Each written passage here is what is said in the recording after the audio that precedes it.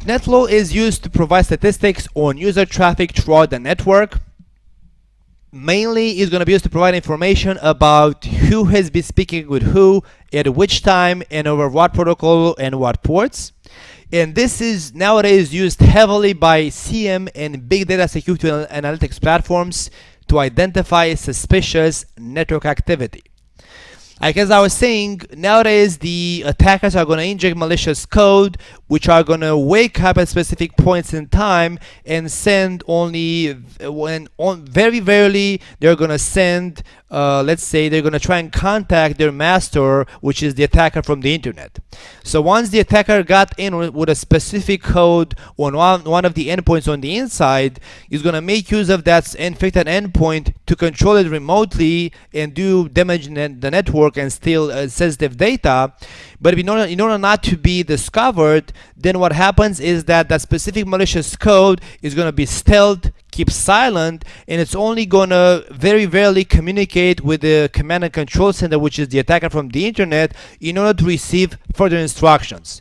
Like each 1 week or each 2 weeks, the malware can go out on the internet and speak with its master, asking, hey, what do you want me to do next? Here I am at your disposal. And then the attacker is going to instruct the malicious code to do whatever actions in the network. So because of that, because of how currently attacks are being deployed, then you need as much visibility in the network as possible to know who has been speaking with who at which point in time and over which protocol.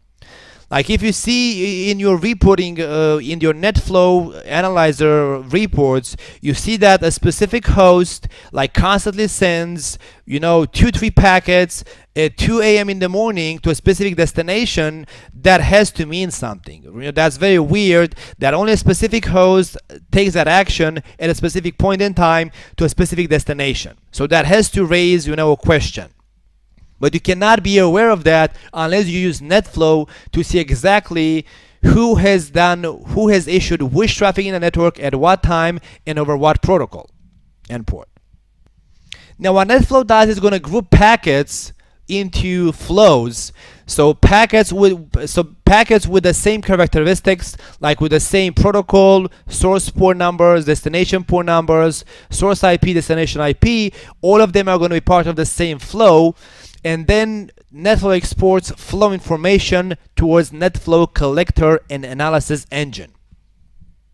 So within that export that the router is going to send to the Netflow analyzer or collector, it's going to basically identify each such flow with most commonly used attributes being described is that what is the source and destination IP addresses, source and destination port numbers, what is the protocol, what is the QoS type of service level, on which interface was it received on, and of course it can collect a lot of information and attach that to the export of the flow for that session.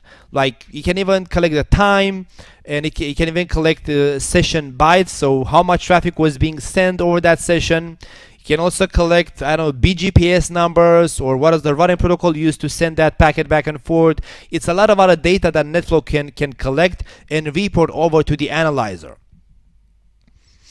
Now we're not going to go to the configuration in Netflow from the CCNA configuration, CCNA point of view. It's only briefly being discussed because Netflow has a lot of, has a couple of versions like CCNP did as well, but it has many variations to be configured depending on what you want to export and how do you want to export, and from let's say which mode of the router do you want the Netflow export to be done.